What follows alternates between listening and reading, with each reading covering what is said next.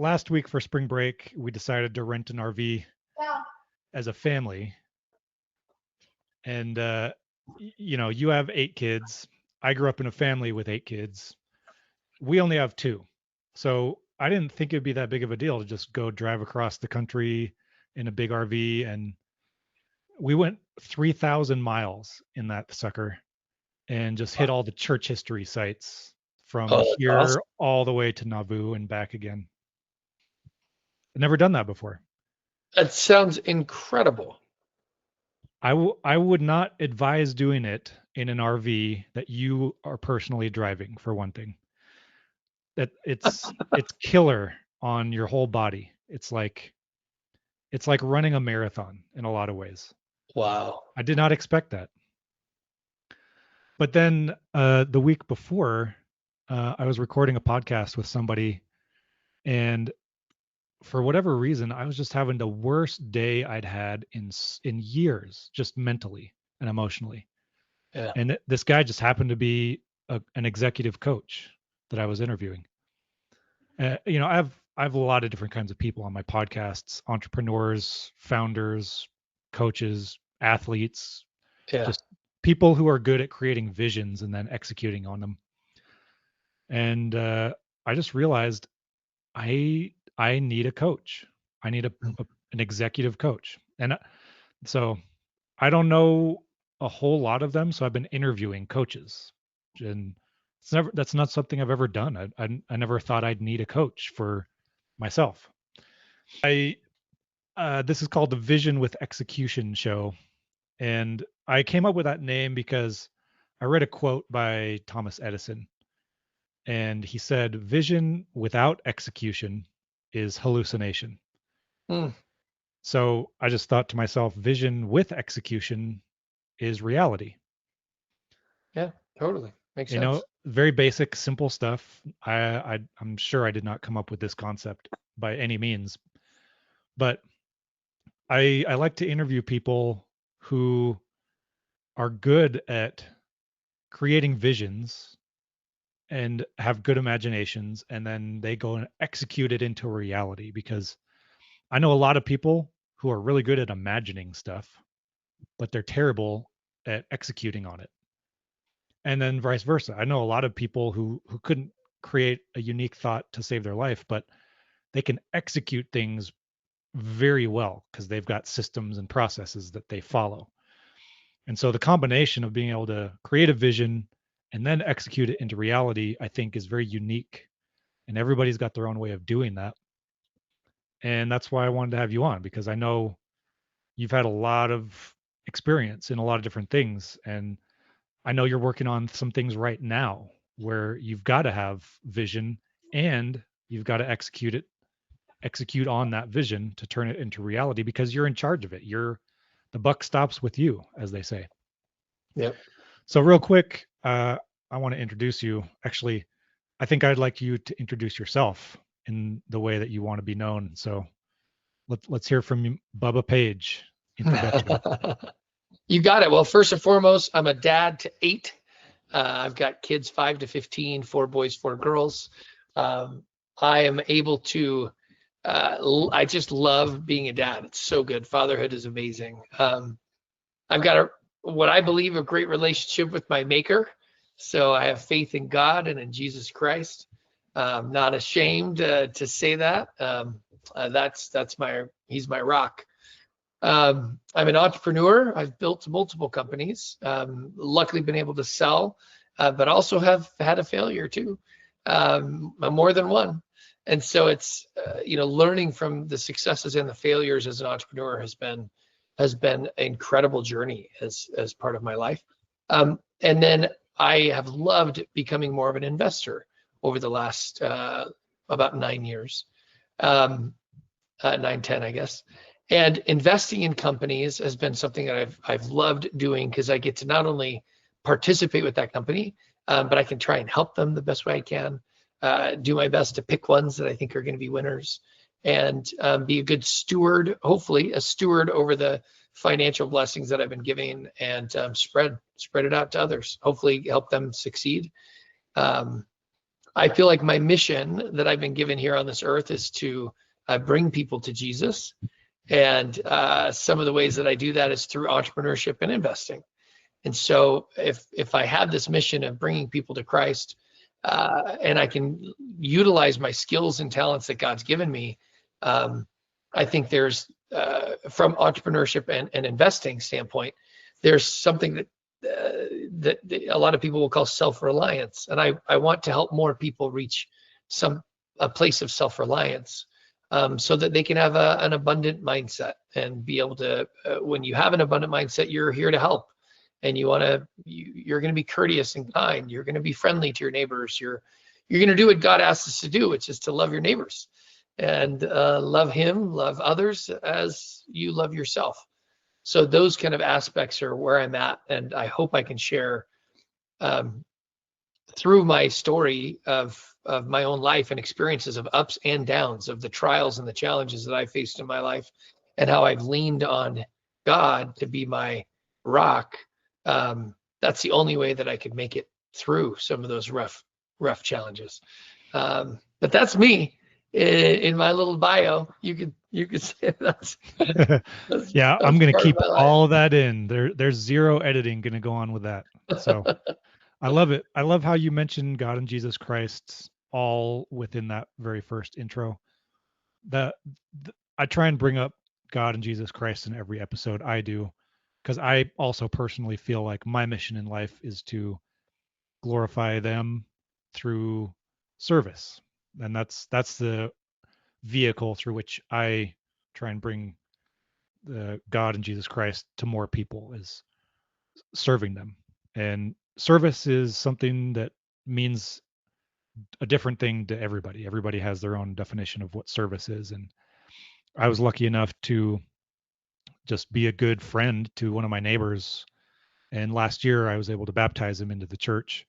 Wow. And we're still good friends. And he calls me when he's feeling down or when he's feeling up. And so I love having experiences like that. I'm actually the ward mission leader in my ward right now, and I love working with missionaries. My son's going to have his interview to go on his mission this week, Wow. so he should be getting his call in the next 3 weeks or so.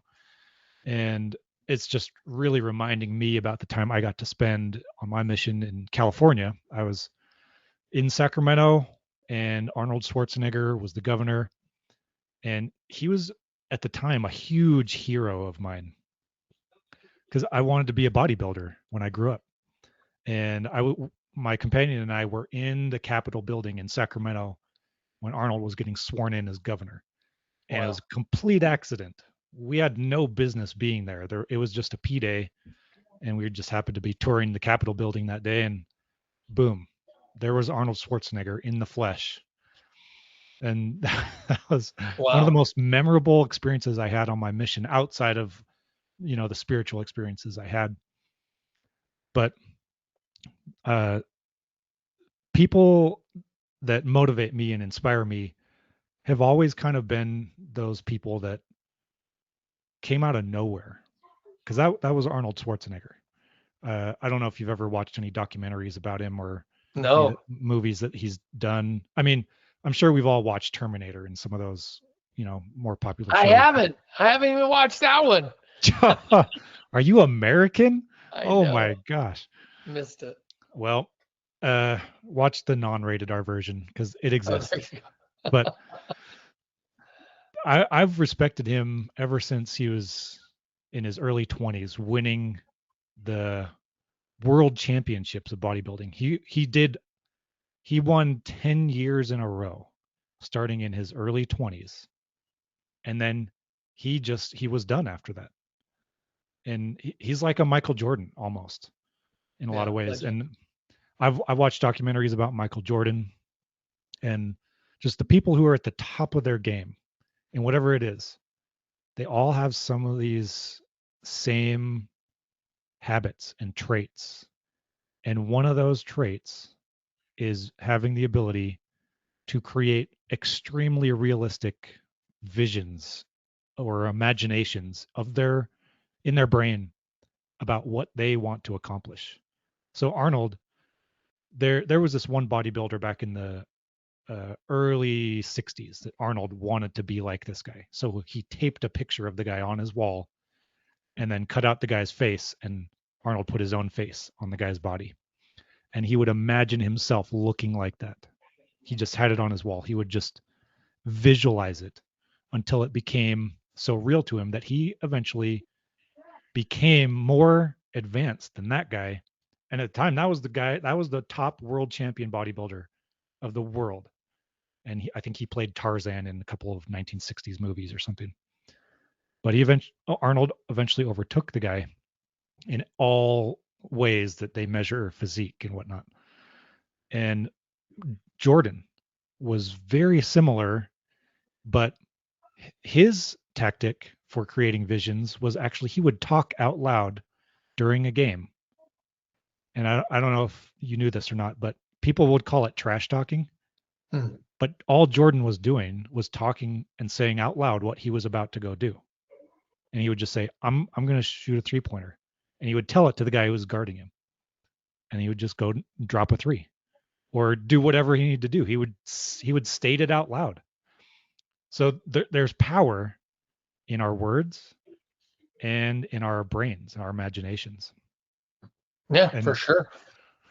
and I know you've experienced moments, if not a lot of moments, where you have this thought, and you just know that you need to go do it and create it and get it done. So that's kind of what I wanted to pick your brain about today a little bit. We don't have a ton of time, but I'm sure, I'm just going to assume this. You've got visions for 2025, for your 2025 that you want to execute into reality. So I wanted to just give you time to just Yeah. say, here's my goals, here's my visions, and then here's how I'm going to execute them into realities. Yeah, I mean, I think I'll talk through the process of how I built these thoughts and how I'm going to put them into reality. Yeah. Um, because when you do have, I do believe having a vision is absolutely key. Setting up goals and mindsets of thinking through what you want. Stephen R. Covey talks about starting with the end in mind. So if you look out, 5 years from now, where do you want to be? Who do you want to be? Who do you want to be like? And starting with that end in mind allows you to work backwards to create a system and a structure to get there. So I'm a big believer of yearly planning. So you plan the year in advance and you put the biggest elements of your year on the calendar first. So like my kids' graduations or their baptisms or date nights with my kids or birthdays and vacations. Church events, whatnot.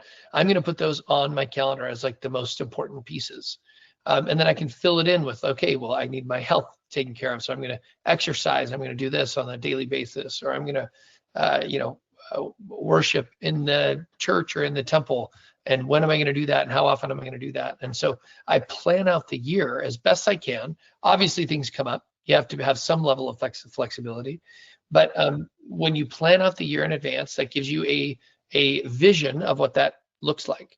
And you can see if you have certain goals that you want to accomplish, whether it's physically, mentally, spiritually, financially, you can set it up working backwards with the end in mind. You want to earn X dollars, you want to have this type of job, you want to build this type of company. Look at it and then work backwards of what it takes. I think it's a lot easier to visualize, when you say like, I want to earn $1 million, right? You'd be able to look backwards and say, okay, well, that means I have 52 weeks this year to do that. So in order to earn $1 million, I need to be producing about $80,000 a month. And maybe it won't start with 80. So I've got to have, if I start with 20, then the next month's got to be 25. And then I've got to, at some point, get up to 150 at the end of the year to make up for, you know what I mean? So starting with that end in mind. And then Sunday planning is critical. So there's a gospel principle that I love to bring up, which is the spiritual creation of things, which is like this vision, right? That turn into. Right. So according to, my belief, our beliefs, God created everything spiritually first before he created it physically. And what's fascinating about that is even ourselves, we were first created spiritually before we received a physical body. And if we incorporate that same gospel principle into our lives, where we conceptualize in spirit form what our lives will look like or become, and hopefully you're doing this with the guidance of his spirit, then those things can come to fruition. Now, his will always take place. And so if we don't plan it with his will in mind and trying our best to listen to his will, things may not go as we thought. I did not envision getting divorced. That was not in my future plan. That was not my vision. And so, there's certain things that that God needs you to go through to help shape you to who he needs you to be. That one I would never wish on anyone. But that was a trial and a challenge that I guess I was meant to go through. I didn't realize that, nor was it in the plans. But going back to kind of this yearly planning, this weekly planning, and then daily planning, I think this is how you get to the nitty-gritty of accomplishing your goals. If you want to have a six-pack because you want to be physically fit, you're going to have to exercise, and you're going to have to do it frequently.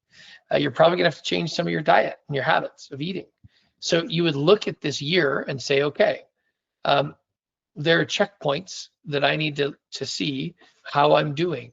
And that means every week I probably need to be exercising X amount of times or eating this types of things this week.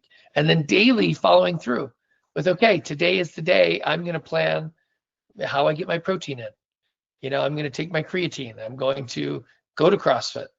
And I'm going to structure my life to set up that level of success. But anyway, so those are some of the high level things that I love to do. Create it spiritually first, writing it down, putting the most important things on there first, trying to allow God to guide your thoughts by creating it spiritually, and then looking at it annually, monthly, weekly, and then daily, where you take a moment of your time every single day to ensure that you're following through on those goals. Sometimes we get distracted by things that are going on in our lives or the world. And those distractions, most of the time, don't come from God if they're taking away from what's best. And so you look at the adversary who wants to take you off your path, especially from a spiritual standpoint, and he will throw every level of distraction or feeling of sadness or anger or loneliness or whatever it is in your way to distract you from what's most important. He'll numb you out, or he'll encourage you to numb yourself out by scrolling or by TV or by movies or by whatever is not as productive to get you off your path. And if he can, then he knows he wins, even if it's just little things. And we all get caught up on this stuff. I'm not immune to this either, especially when you're going through the hardest things of your life. You want to numb out sometimes. And if you don't face the reality of your life and try to overcome some of these challenges and hurdles, then you can be stuck for years in this numbing process, right? Think scrolling, think addictions, think alcohol, think, anything like that can take you off of your ultimate path, your divine destiny. God knows the reality of who we can become, and he's set us up in this life to become that. So it doesn't matter if you came from 8 kids or 1 kid, or if you had money or you didn't have money, or if you were born in a certain state or country or not. God has set you up to become the person you are meant to become, so long as you follow his plan and his path. And we all get distracted. We all get off path, but he's invited us to come back. And so if there's anybody listening who's felt off, like you're not on the path you were meant to be on, this is your sign. God is calling you to come back. He's calling you to come back and to get back on the right path. And if you can heed that prompting, that voice of inspiration, come back to him and ask in prayer what you need to do what do you need to repent of? And he'll tell you, if you ask sincerely and you ask, what do I need to fix? What do I need to repent of? Who do I need to apologize to? Who do I need to forgive? in order to get back on the path to where he can speak to you in the spirit, so you can feel that true revelation. And this revelation isn't just for spiritual things. He can reveal things to you that will help your kids, that will help your work, that will help you accomplish your physical goals, your emotional goals. I've felt really lucky that in the last couple of years, although I wouldn't have wished for divorce, that this experience has allowed me to look inward and to look inside myself and to take a healing path, with the help of therapists and books and retreats and coaches, to find the pieces of me that I needed healing, that I didn't even know I needed. It was like a blind spot that I didn't know. And I don't know if I would have gone through that if I didn't have to go through this hell of what divorce is. And it opened my eyes to seeing that there's wounds, that we all have these childhood wounds even that come from even the way we were raised. And it doesn't even mean that you have to have big T trauma, but even a little T traumas where you maybe didn't feel loved at some point, or maybe you felt left out, or you didn't feel seen or heard. And our minds internalize those things and create these wounds. And if we don't realize that we have these wounds, then we're going to be oblivious to why we're getting triggered. We all get triggered sometimes, and typically our spouses are the ones who help us get those triggers. But guess what? I believe wholeheartedly that it's part of God's plan that we marry someone who shows us some of our weaknesses, because he needs us to find those weaknesses and to make them strengths. And so when we do receive those triggers, whether you're in a relationship or not, it's a sign for you to realize you have something to work on. So let's say somebody says something at work and you get pissed off. You're like, what the heck? That was rude. I don't appreciate that. And maybe it triggers you to say something or to respond in a certain way. Next time when that happens, recognize that reaction that you just had maybe was because of something that happened when you were a kid. Maybe you didn't feel heard because you grew up with, you said you grew up with 7 or 8 kids, right? Yep. That you didn't feel heard. And so you're going to go in your adult life and you're going to demand attention because you had to demand it growing up. And so when you demand that attention, maybe it sets off people, or maybe you get triggered when you didn't, when you said something and somebody didn't hear you out. And so that is a sign of some internal healing that needs to take place. And there's a book called How to Do the Work. There's another book called How to Become the Love You Seek. And there's another one that I love called Attached. And then even another one called Secure Love. And for men out there, there's another one called The Masculine in Relationship. These are pieces of the pie that I would suggest reading and studying and focusing, looking inward, because you cannot change anyone but yourself. You cannot change your spouse. You cannot change your parents. You cannot change your friends. You can't even really change your kids. But if you change yourself, meaning you heal yourself, and through God's gift of Jesus's atonement, of his sacrifice, truly, deeply heal, then you will become a different person who responds differently when somebody may have triggered you in the past. You may be able to find a way that you find Christ-like love for that person. And you recognize that the only reason they're chewing you out is because they're hurting inside, that they're dealing with some kind of a trigger or a wound that they need to heal. And when you find that you have that charity, that true love of Christ, that empathy for them, you see the world in a completely different way. But the next time somebody cuts you off, instead of flipping them off or chewing them out or, yelling at whatever, you realize, you know what? Maybe they're dealing with something that's really hard for them. Maybe their son just committed suicide and they're completely oblivious to the world around them, right? Maybe they just realized that their spouse was unfaithful to them. And they're just out of their mind. They can't even think about what's going on outside. And they cut you off because they didn't even look, right?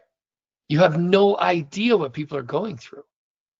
And that's where I feel like when you do go through hell of some sort, and everyone has or will, it's only a matter of time if you haven't. recognize that everyone else is going through hard things.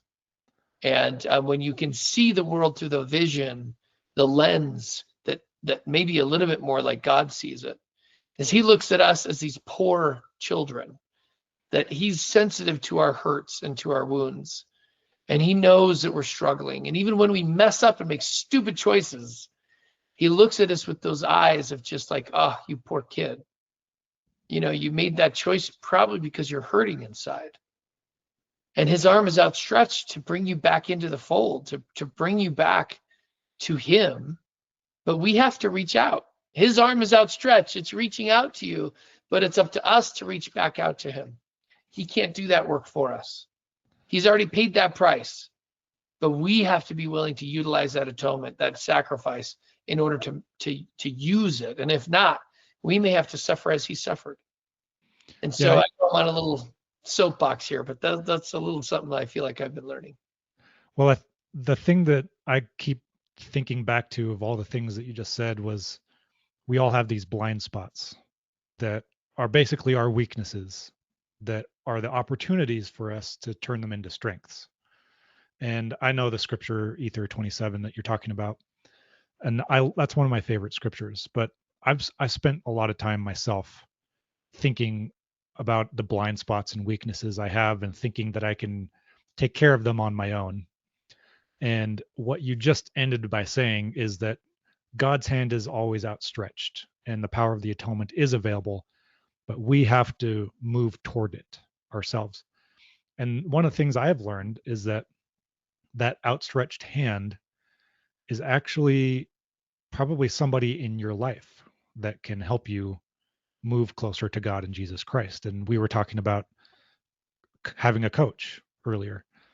And that's what I've been feeling is I want to become my best self possible. And I know I can't do it by myself. Or at least it would take me an incredibly long time to do it by myself. And I'm interested in accelerating that process right now, which is why I'm searching for a coach. And I've been talking to a few coaches and interviewing them, and you've introduced me to one, Jeff Mask, just barely. And so needing help, I think that's step number one, is realizing that we all do need help, but not in a way that makes us weak or something. Knowing that you need help is actually the first step to becoming your best self possible. And I learned that big time when I went through addiction recovery myself. And I learned so much about my own weaknesses and how much I need help. But I feel like everybody should go through addiction recovery, because we've all got things that hold us back, that we go to numb out. And those are what I would call addictions. If you have to use it to feel normal, it's an addiction. Doesn't matter if it's pornography or drugs or alcohol. So, Or scrolling. or scrolling. There, an addiction is not like this Yeah. earth-shattering, life-ending thing. It's just information that tells you that's an area of your life that you're using as a crutch, Yeah. and instead of turning it into a major strength. So for me, pornography was my addiction, and now 9 years later of sobriety, I can talk about it with a lot more empathy, and I can help other people through it.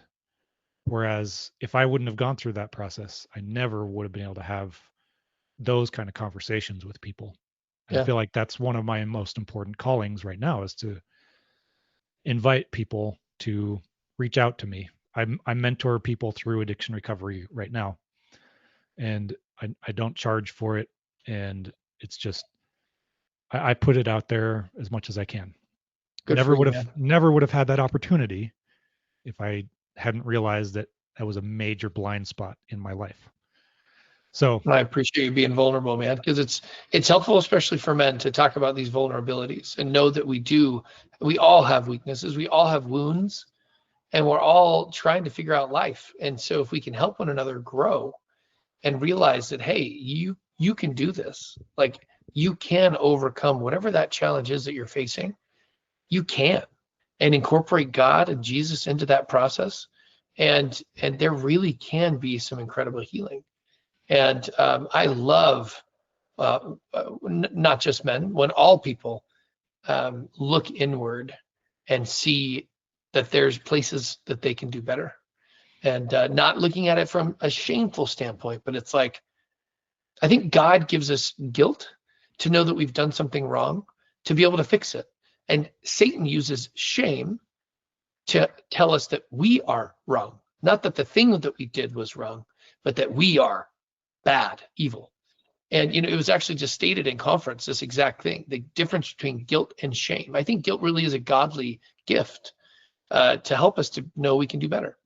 But know that when you start to feel shame and want to hide, that's an area where you need to bring to light, because Satan wants you to put it into darkness. He wants you to feel like you're horrible and be miserable like unto himself, and bring it to light, and being able to be open and vulnerable and speak about it.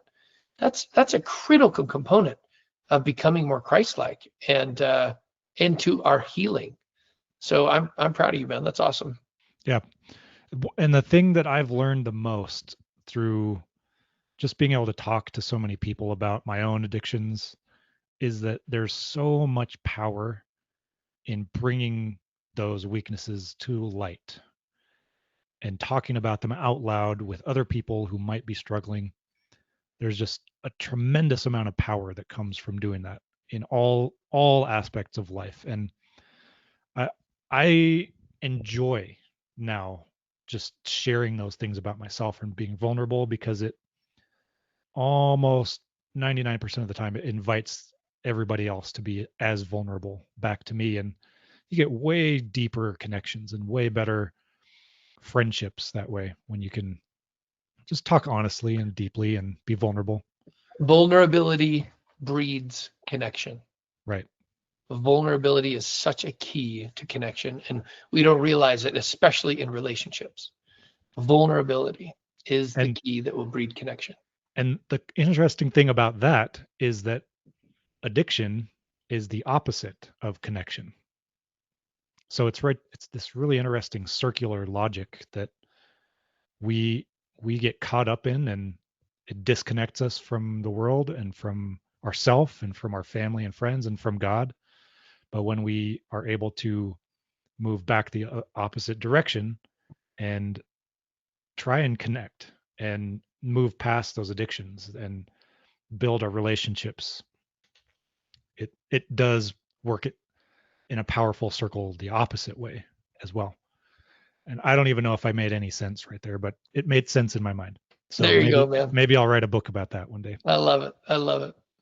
So I got to let you go, man. Yep. I Thanks for did not. having me. Yeah, I didn't expect the conversation to go this way, but it was intended to go this way for sure. Absolutely. Well, I if don't. anybody wants to find me online, they can find me on Instagram at Bubba Page. If they're on LinkedIn, there's not too many Bubbas on there, so Bubba Page on LinkedIn.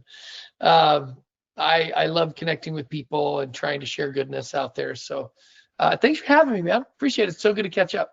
Yeah, totally. It's been awesome, and I think this is probably the longest conversation we've ever had in our 20 plus years of knowing each other. So It's probably true. this At least was an without getting awesome. interrupted by like tons of people at events or something. Yeah, because Man. you're like the most popular guy in the room whenever we go somewhere. Oh, whatever, dude, whatever. Hey, you know what? If anybody ever wanted to have a deeper discussion or talk, I do get too many requests just like from online. So bubbapage.com, there's a place where people can schedule an appointment if they wanted.